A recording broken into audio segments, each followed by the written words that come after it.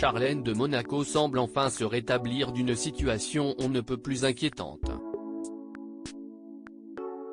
Souvenez-vous, il y a un an, alors que la princesse était en train d'effectuer un voyage de 10 jours en Afrique du Sud, cette dernière avait contracté une grave infection au niveau de la sphère orale.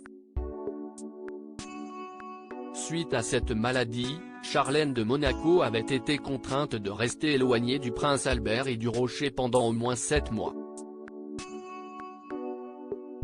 Admise aux urgences dans un hôpital en Afrique du Sud, elle avait été rapatriée en Suisse afin de recevoir de lourds soins médicaux. Et le moins que l'on puisse dire est que les informations sur son véritable état de santé n'avaient pas énormément fuité. Cette dernière est réapparue devant le presse le 30 avril dernier, visiblement très affaiblie. Ainsi, de nombreux médias se sont penchés sur la question.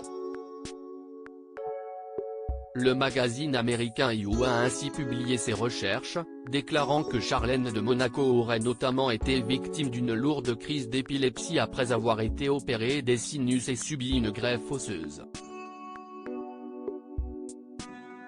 Charlène de Monaco aurait eu une grosse crise d'épilepsie après son opération CIST à la fin de l'été 2021 que cela est arrivé, soit quelques semaines à peine après avoir été transférée en urgence à l'hôpital de Durban.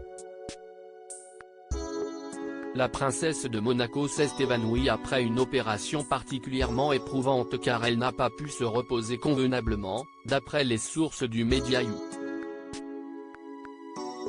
Selon une étude médicale, les convulsions sont cependant fréquentes dans les cas d'infections graves provoquant de fortes fièvres. Le magazine américain a également indiqué que Charlène de Monaco aurait subi beaucoup de pression et de choses émotionnelles pendant cette période.